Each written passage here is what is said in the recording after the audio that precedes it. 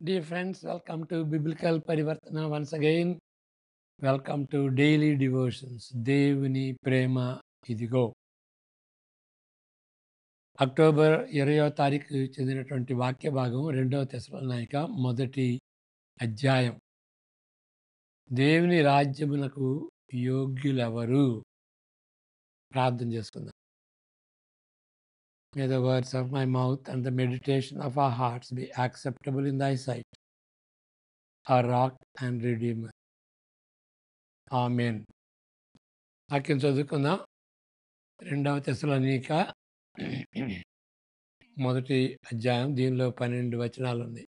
తండ్రి అయిన దేవుని నుండి ప్రభు అయిన యేసుక్రీస్తు నుండి కృపయు సమాధానము మీకు కలుగునుగాక. సహోదరులారా, మేమెల్లప్పుడూ మిమ్మల్ని గూర్చి దేవునికి కృతజ్ఞతాస్తుతులు చెల్లించుటకు బద్ధులమై ఉన్నాము. ఇది యుక్తమే. ఏలయనగా మీ విశ్వాసం బహుగా అభివృద్ధి పొందుతున్నది. మీ అందరిలో ప్రతి వాడును ఎదుటివాని ఎడల చూపు ప్రేమ విస్తరించుతున్నది. అందువలన మీ హింసలన్నిటిలోనూ మీరు హింసించుచున్న శ్రమలలోనూ మీ ఓర్పును విశ్వాసమును చూచి మేము దేవుని సంఘములో మీ యందు అతిశయపడుచున్నాము. దీని కొరకు మీరు శ్రమపడుచున్నారో ఆ దేవుని రాజ్యమునకు మీరు యోగ్యులని ఎంచబడు నిమిత్తము మీరిట్లు ఓర్చుకొనుట దేవుని న్యాయమైన తీర్పునకు స్పష్టమైన సూచన అయి ఉన్నది. 5వ వచనాన్ని మనం జ్ఞాపకం చేసుకోవాలి. మరలా ప్రభువైన యేసు తన ప్రభావమును కనపరచు దూతలతో కూడా పరలోకము నుండి అగ్నిజ్వాలల్లో ప్రత్యక్షమైనప్పుడు దేవుని ఎరుకని వారికిని మన ప్రభువైన యేసుక్రీస్తు సువార్త లోబడిన వారికిని ప్రతిదండన చేయనప్పుడు మిమ్మను శ్రమపరచు వారికి శ్రమయు, శ్రమ పొందుతున్న మీకు మాతో కూడా విశ్రాంతియు అనుగ్రహించుట దేవునికి న్యాయమే. ఆ దినమున తన పరిశుద్ధుల యందు మహిమపరచబడుటకును విశ్వసించిన వారందరి యందు విశ్వసింపబడుటకును ప్రభువు వచ్చినప్పుడు అట్టివారు ఆయన సముఖము నుండి ఆయన ప్రభావమందలి మహిమ నుండి పారదోలబడి నిత్య నాశనమును దండన పొందుదురు. ఎలయనగా మేము మీకిచ్చిన సాక్ష్యము మీరు నమ్మితిరి. అందువలన మన దేవుని యొక్కయు ప్రభువైన యేసుక్రీస్తు యొక్కయు కృప చొప్పున మీ యందు మన ప్రభువైన యేసు నామమును ఆయన యందు మీరును మహిమనందునట్లు మేలు చేయవలనని మీలో కలుగు ప్రతి ఆలోచనను విశ్వాసయుక్తమైన ప్రతి కార్యమును బలముతో సంపూర్ణం చేయుచు మన దేవుడు తన పిలుపునకు మిమ్మును యోగ్యులుగా ఎంచుకున్నట్లు మీ కొరకు ఎల్లప్పుడూ ప్రార్థించుతున్నాము. ఒక పాదిరి గారు 2వ తెస్సలోనిక 1వ అధ్యాయంను ఈ విధంగా డివైడ్ చేసి, ఈ విధంగా అవుట్లైన్ ఇచ్చి ప్రసంగం చేస్తుంటే కార్సన్ గారు విన్నారు. ఈ అవుట్లైన్ ఇట్లా ఉంటుంది. మొదటి పాయింట్ 3, 4 వచనాలపై ఆధారం చేసుకుని కష్టకాలమును అనుభవిస్తున్న మంచి సంఘం. 5 నుండి 10 వరకు సరి అయిన సమయం కొరకు వేచి ఉన్న మంచి దేవుడు. మూడవది 11, 12 ఆ చివరి వచనాలను బేస్ చేసుకుని అంతవరకు ప్రార్థిస్తున్న మంచి వ్యక్తి, మంచి సంఘం, మంచి దేవుడు, మంచి వ్యక్తి. ఈ దినాన 2వ అంశంపై ధ్యానిద్దాం. 1, యేసు ప్రభువు తిరిగి వచ్చినప్పుడు పరిపూర్ణమైన శక్తితో దేవుని రాజ్యమునకు యోగ్యులగుదురు. యేసుక్రీస్తు వచ్చినప్పుడు దేవుని రాజ్యానికి యోగ్యత ఎట్లా ఉంటది? తెస్సలోనికీయులను గూర్చి పౌలు చెప్పగలుగుతున్నాడు. 5, 11 వచనాల్లో మనం చూసాం. దేవుడు వారిని అంగీకరించుటకు సరిపోయిన యోగ్యత సంపాదించుకున్నారని పౌలు లేదని ఊహించటం లేదని ఇక్కడ సందర్భాన్ని బట్టి మనం గుర్తించాలి. అది అది స్వార్థకు వ్యతిరేకం గదా!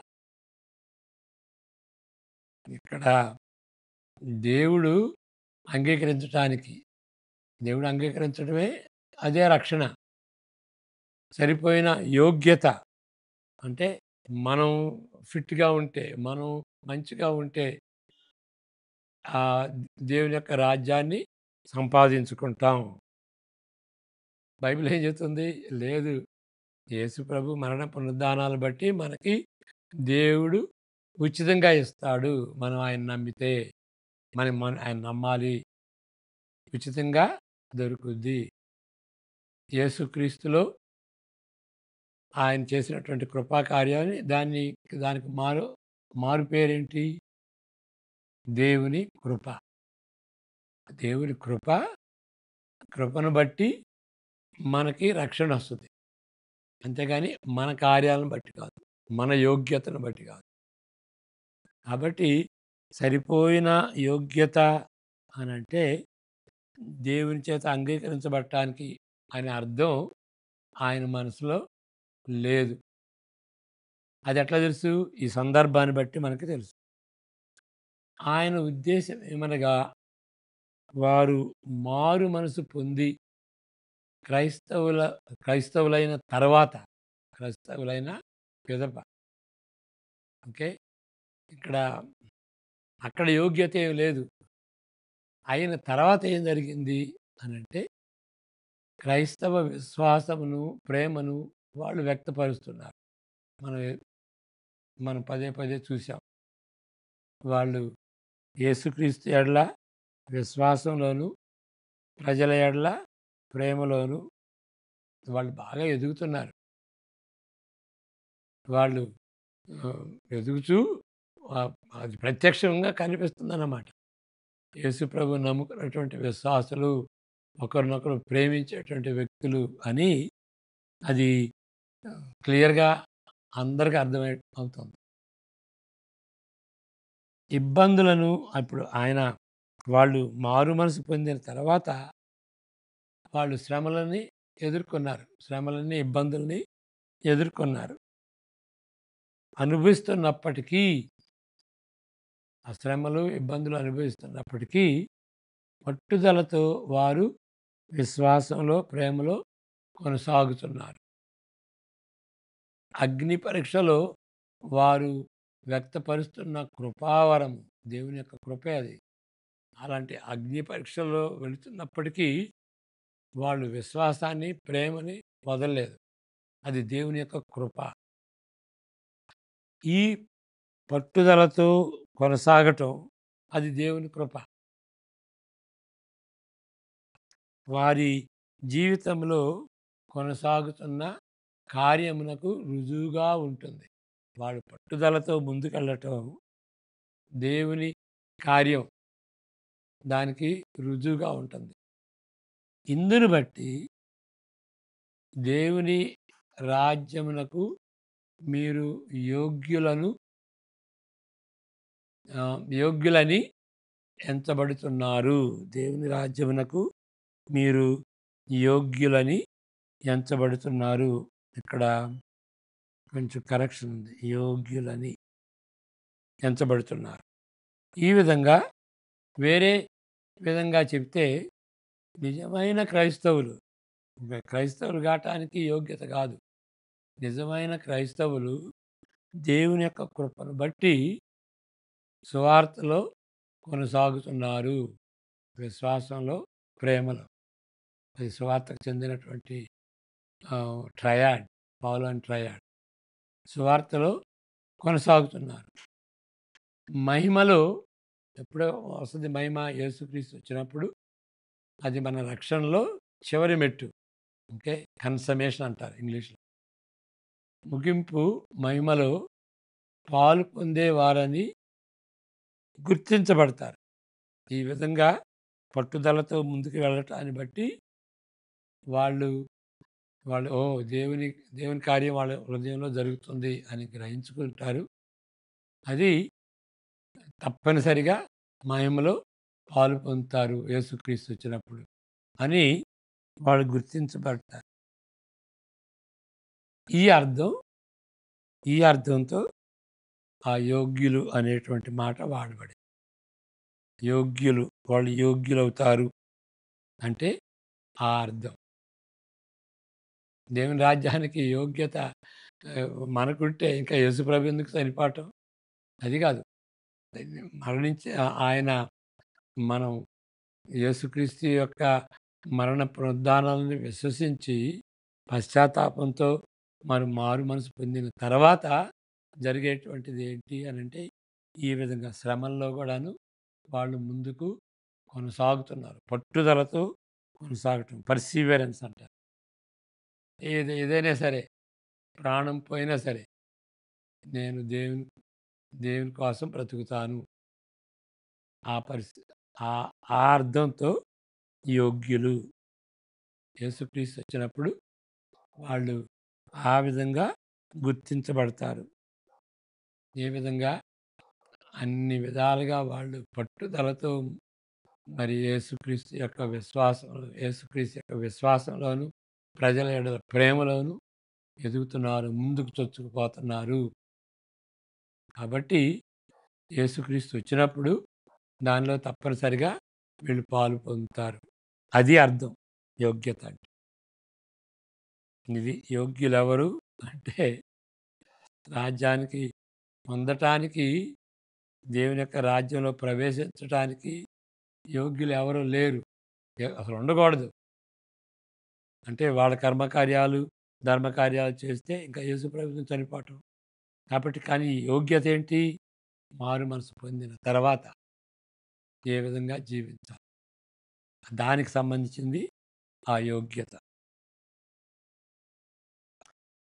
ఇక్కడ రెండవ విషయం. దేవుడు మరి ఇక్కడ శక్తి గలవాడు. దేవుని శక్తిని బట్టి మనం పరిశీలన చేస్తాం.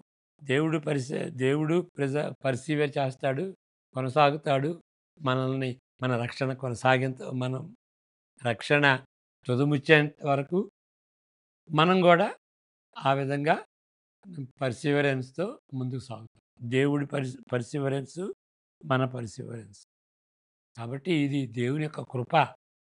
దేవుని యొక్క శక్తిని, కృపను బట్టి ఆయన శక్తిని అనుగ్రహిస్తాడు. ఆ శక్తిని బట్టి మనం ముందుకెళ్తాం. మనకు గూడా ఎళ్ళాలని ఆశ ఉంటుంది. అది ఆశ లేదు అనంటే బిలీవరా అని మనకు మనమే ఇవాల్యుయేట్ చేసుకోవాలి. రెండో విషయం, దేవుడు న్యాయవంతుడు. 5, 6 వచనాలు. ఇది 4, 5 వచనాలతో చెప్పుకున్నది.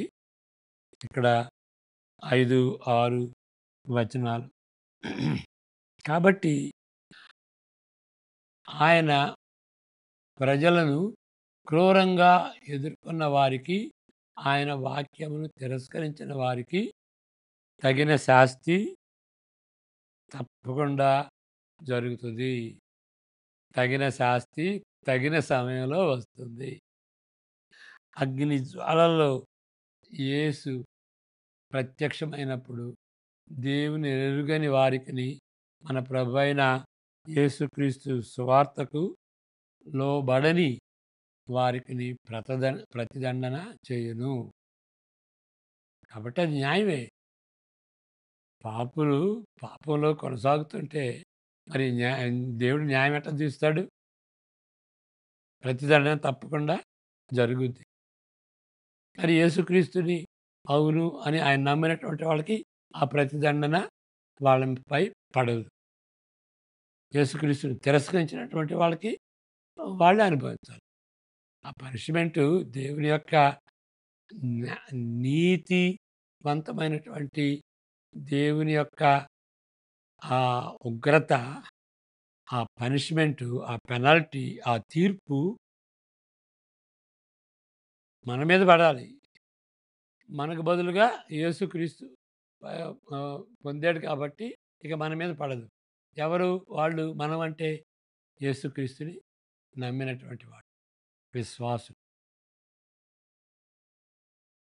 యేసుక్రీస్తు తిరిగి వచ్చునంత వరకు పరిపూర్ణమైన దేవుని న్యాయ తీర్పు జరగదని దీని అర్థం. అంటే ఈ న్యాయం ఎప్పుడు జరుగుద్ది? చివర్లో జరుగుద్ది. కన్సమేషన్ టైంలో జరుగుద్ది. అప్పుడే ఆయనొచ్చినప్పుడే వాళ్ళకి ప్రతిదండన జరుగుద్ది. మరి అంతవరకు న్యాయ తీర్పు జరగదు. పతనమైన ఈ లోకంలో దేవుని న్యాయ తీర్పు యొక్క ప్రభావం కొంత కనిపిస్తుంది. దేవుడు న్యాయం తీరుస్తాడు కొన్ని కొన్నిసార్లు, కొన్ని సందర్భాల్లో.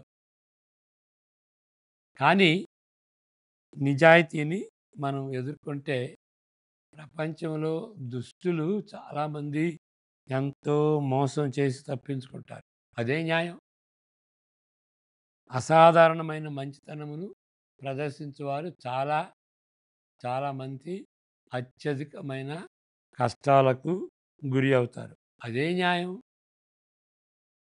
కాబట్టి ఈ లోకంలో న్యాయం అనేది జరగదు. తెలివిగల తల్లిదండ్రులు ఏమంటారంటే వారి పిల్లలకి చెప్పేటువంటి నీతి వాక్యం ఏంటంటే, "ఈ జీవితంలో న్యాయం దొరకదయ్యా. ఈ విధంగా జరుగు జరుగుతుందని ఆశించవద్దు" అని తల్లిదండ్రులు పిల్లలకి ఈ నీతి బోధ చేస్తారు. ఎందుకంటే ఈ లోకంలో న్యాయం ఎక్కడ దొరుకుద్ది? అదే సమయంలో దేవుడు న్యాయవంతుడు అన్నారు. మనకి న్యాయం జరగకపోయినా గానీ దేవుడు న్యాయవంతుడు. ఎందువల్ల? తప్పనిసరిగా న్యాయం తీరుస్తాడు. ఇప్పుడు కాపోతే అప్పుడు. ఇప్పుడు కాపోతే ఆ కన్సమేషన్‌లో. ఇప్పుడు కాపోతే యేసుక్రీస్తు వచ్చినప్పుడు. పాపలకి శిక్ష తప్పకుండా ఉంటది. ఏ లోపము లేని న్యాయవంతుడు ఆయన. అంటే ఫెయిర్‌గా ఆయన న్యాయం తీరుస్తాడు. కానీ వెంటనే బహుమానం ఇస్తాడని, లేక జరిమానా వేసి న్యాయం తీరుస్తాడని ఆశించకూడదు. దేవుడు న్యాయవంతుడు కాబట్టి ఇప్పుడే జరగాలి, ఇక్కడే జరగాలి. ఆయన కాల కొలబద్ద, మన కాల కొలబద్ద డిఫరెంట్‌గా ఉంటది. మన కాల పరిమాణమును బట్టి జీవితంలో న్యాయం ఉండదు. అంటే మన కాల పరిమాణాన్ని బట్టి ఇక్కడే మనం ఆశిస్తాం గదా! ఇప్పుడే న్యాయం జరగాలని లేదు. మన కాల పరిమాణమును బట్టి ఈ జీవితంలో ఆహ్, న్యాయము ఉండదు. కానీ తప్పనిసరిగా యేసుక్రీస్తు వచ్చినప్పుడు తప్పనిసరిగా న్యాయం జరుగుద్ది. జరగటమే కాదు, న్యాయం జరుగుతుందని అందరికి కనిపిస్తది. అందరికీ తెలియపరుస్తుంది. యేసుక్రీస్తు వచ్చినప్పుడు ఏ విధంగా మెరుపు వలె వస్తాడో బహిరంగంగా ఎంతవరకి మెరుపంటే మనం కళ్ళు మూసుకుంటాం కదా మెరుపొస్తే. ఆ విధంగా అదే రీతిగా అందరూ చూస్తారు. దేవుడు న్యాయవంతుడు. మేమేం తప్పు చేశామో మాకు అది శిక్ష దొరికింది అనేటువంటి రీతిగా అందరూ తెలుసుకునేటువంటి రీతిగా న్యాయం తప్పక జరుగుతుంది. మూడో విషయం. అప్పుడు సమస్తమునకు కేంద్రం యేసుక్రీస్తే. మరి మరైన వ్యక్తి కాదు. యేసుక్రీస్తు వచ్చినప్పుడు సమస్తానికి కేంద్రం ఎవరు అంటే యేసుక్రీస్తే. ఇక వేరే వాళ్ళు కాదు. ఆయనే కేంద్రం కాబట్టి ప్రతిదండన, శిక్ష యొక్క నిర్వచనం ఏంటి అంటే, ఆ కేంద్రంగా ఉన్నటువంటి యేసుక్రీస్తుకి దూరం కావడం. అదే పనిష్మెంట్. అదే ప్రతిదండన. ప్రతిదండన అంటే ఆయన నుండి వేరు కావటం. ఆయన నుండి పారదో పారవేయబడటం. పారదోలబడటం. అదే నిర్వచనం అన్నమాట. ప్రతిదండం యొక్క నిర్వచనం అదే. ఆయన నుండి వెళ్ళిపోవాలి. ఎందుకంటే ఆయనొచ్చినప్పుడు ఆయన సెంటర్. ఈ విధంగా ఉంటుంది. ఏ విధంగా ఉంటుందంటే, ఆయన సముఖము నుండి, ఆయన ప్రభావమందలి మహిమ నుండి పారదోలబడెదరు అని 9:10లో మనం చూస్తాం. అందువలన నిత్య నాశనమును దండన పొందుదురు. దీనికి వ్యతిరేకంగా విశ్వాసుల సంగతి ఏంటి అంటే, విశ్వాసులు దీనికి వ్యతిరేకంగా వారి యందు అంటే పరిశుద్ధుల యందు అదే యేసుక్రీస్తు అదే యేసుక్రీస్తు మహిమపరచబడును. వాళ్ళకేమో ప్రతిదండన ఉంటది. వీళ్ళకి మరి విశ్వసించినటువంటి వాళ్ళకి వాళ్ళు మహిమపరచబడతారు. వాళ్ళు ప్రశంసించబడతారు. అక్కడ అంటే అక్కడ క్రీస్తు లేదు. క్రీస్తుతో కూడా మనం ఉంటే మనం ప్రశంసించబడతాం. క్రీస్తు అక్కడ లేడు అనంటే అది నరకమే. కాబట్టి అక్కడ క్రీస్తు లేని యెడల స్వర్గం గూడా నరకమైపోద్ది. స్వర్గానికి, పరలోకానికి మరి కేంద్రం ఎవరు? యేసుక్రీస్తు. ఇంకా ఈయన లేకపోతే ఇంకా ఇది నరకమే. అది మనం గమనించుకోవాలి. అయితే ఈ 9, 10 వచనాలు మరలా చదువుకుందాం. ఈ పారాగ్రాఫు ఆ వాక్యంపై ఆధారపడింది. 9, 10 ఆ దినమున అంటే యేసుక్రీస్తు వచ్చిన దినమున తన పరిశుద్ధుల యందు మహిమపరచబడుటకును విశ్వసించిన వారందరి యందు ప్రశంపబడుటకును ప్రభువు వచ్చినప్పుడు అట్టివారు ఆయన సముఖము నుండి ఆయన ప్రభావమందరి మహిమ నుండి పారదోలబడుదురు. విశ్వాసులకేమో మరి ప్రశంస, విశ్వసించిన వారి యందు ఆయన ప్రశంసించబడతాడు. ఆయన మహిమపరచబడతాడు. మరి మిగిలిన వాళ్ళ సంగతి ఏంటి అనంటే, వాళ్ళు ఆయన నుండి గట్టి పారదోల వేయబడతారు. అది జరిగేటువంటిది. ఎంత అందువలన మనం నిరీక్షణ అంటాం. అంటే దాని కొరకు ఎదురు చూడటం. ఇక ఆ నిరీక్షణ లేకపోతే ఇక జీవితం వ్యర్థం. ఎందుకు విశ్వసించాలి? ఎందుకు ప్రజలను ప్రేమించాలి? అది నరకంలాగా తయారవుద్దన్నమాట. ప్రార్థన చేసుకుందాం. యెహోవా నిన్ను ఆశీర్వదించి కాపాడును గాక. తన సన్నిధి కాంతిని నీపై ఉదయింపజేసి నిన్ను కరుణించును గాక. ఆయన సన్నిధి కాంతిని నీపై ప్రకాశింపచేసి నీకు సమాధానము అనుగ్రహించును గాక. ఆమేన్. God bless you.